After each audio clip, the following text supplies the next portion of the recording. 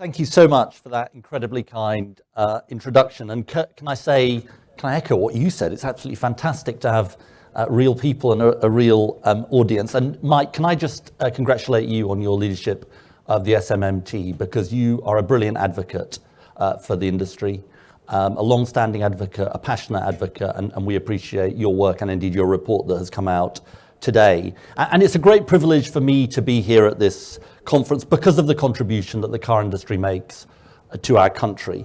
In value added, in exports, in jobs, 180,000 people employed directly in manufacturing, over 800,000 across the wider industry.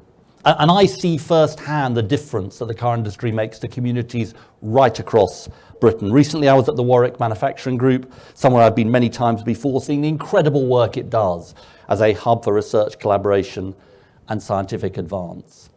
But I think today, and I think this is reflected in the document that the SMMT has published, is not just a celebration of the industry, but also a call to arms. Because we're at a crucial point in the future of the car industry.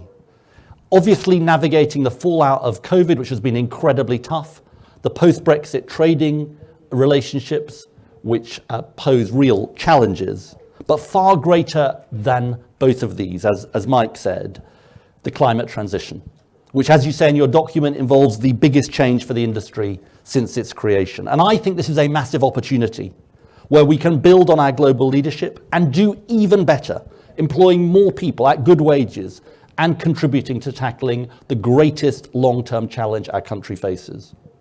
But to make it the success that it can be, we need a clear plan with public and private working together, and that's what I want to talk about today.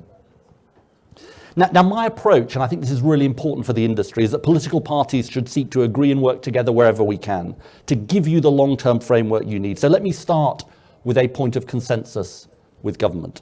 It's right to be ambitious on the phase-out of petrol and diesel vehicles, the 2030 date. We called on government to do this. It's right to lead by example and vital for the climate transition. But my central message today is that high ambition must be matched by high support from government for the industry, consumers and workers to navigate this transition successfully. What will cause real risks for our country and the industry is if we lead the pack in ambition, but lag behind in government providing the means for it to be a success. First, the global race for the manufacture of EVs. And of course, domestic battery production is absolutely key to securing the future of the industry. British Volt's plans are very welcome, and we hope for further announcements from other companies. If we get this right, we can build on our export success. But if we really want to win the race on EV production, I strongly believe that the government needs to step up far more actively. The Faraday Institution has said that the UK will need not just 1 or 2, but up to 7 gigafactories by 2040. I look, as Mike said in his remarks, at what governments in Germany, France, China and the US are doing, and you can see the global race for gigafactories is on now, not tomorrow or the next day, but now. And it's particularly pressing for us in the UK because of the rules of origin that will be in place by 2027.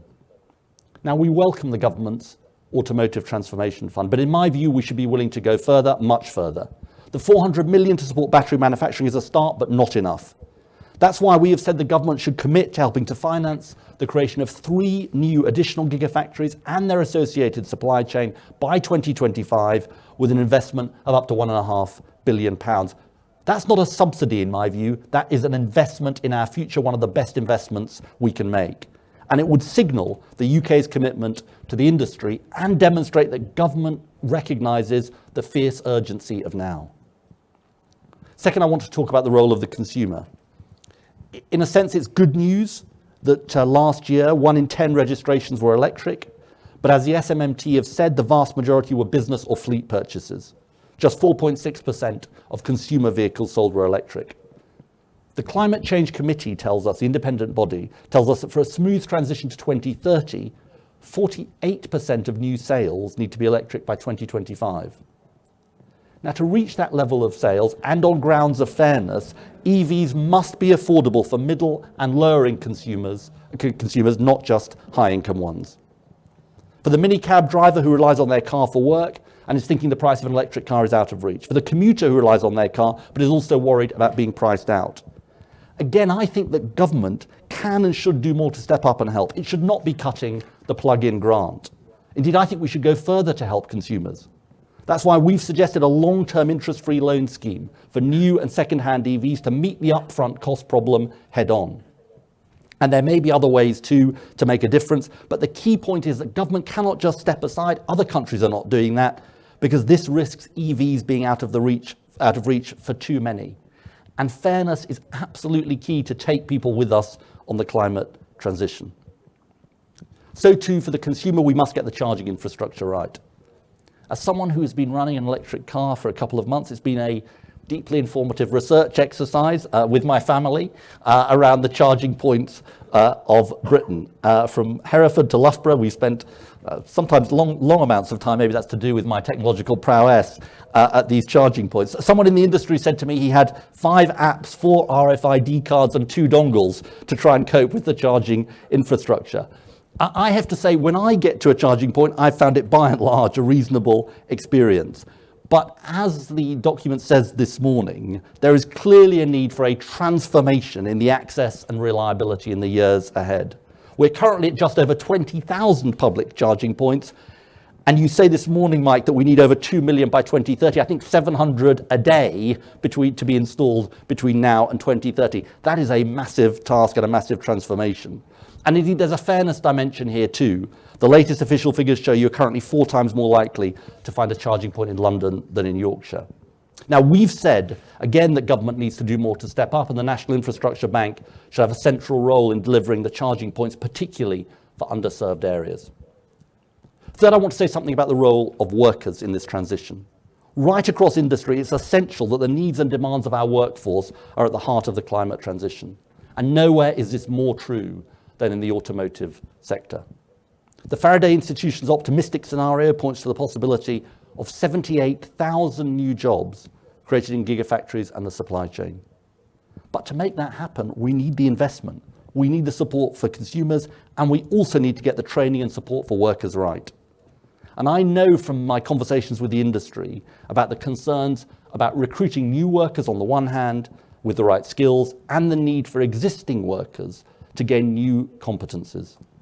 Again, we need a much clearer plan of government working together with industry on skills, and in particular, there needs to be a reform of the apprenticeship levy so it can help meet the training needs that the industry faces. And again, it's something that is called for in the document today. So, gigafactories, consumers, workers. Let me say in conclusion, when it comes to all these things, this can be done if public and private work together. I think the opportunities for the industry are incredibly exciting, and we have a brilliant industry which can put us in a position to win the global race. But we should be under no illusions about the scale of the climate transition. It represents a massive transformation for our country. And the biggest lesson of history that I learn is that industrial transitions need to be managed by government setting a clear direction and plan if they are to be fair and work for our country. I think that is the urgent task we face. That is where government needs to step up with a clear plan that has the voice of the industry at its heart. And if we do that, I know we can succeed. And I look forward to working with you to make it happen. Thank you very much. Ed, thank you. We are quite pressed for time, but if there is one question that anyone burningly has, then I will turn to them. Otherwise, we will allow...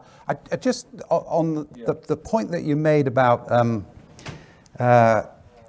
people aren't fools, are they? Either it's easy to use an EV or it's not. And your own experience of it just highlights that, doesn't it? At the end of the day, all of this is going to succeed or fail by whether or not you can just, not only buy it at a relatively good price, but also just use the damn. I would characterize the experience, as I said, it's sort of a work in progress. Maybe my family would say I'm a work in progress on the technology, but I actually think it is, certainly for people who have on-street parking, it makes a huge, on-street charging, it makes a huge difference. And I think my anecdotal experience of the public charging points on motorways and so on is just honestly mixed. Sometimes fine and easy, and sometimes more difficult. And there's no point pretending it's anything No, else. no, and in a way, look, I think, and also, if you're at 20,000 charging points and you need to get to 2 million, we've clearly got, you're at 1% of what you need. We've got a massive transformation coming, but I think it is completely doable. And somebody said to me in the industry, once you have an electric vehicle, you don't look back. And that's the way I think about it, and I think my family would more or less agree. Yeah, jolly good. Excellent drive. Thank you so much.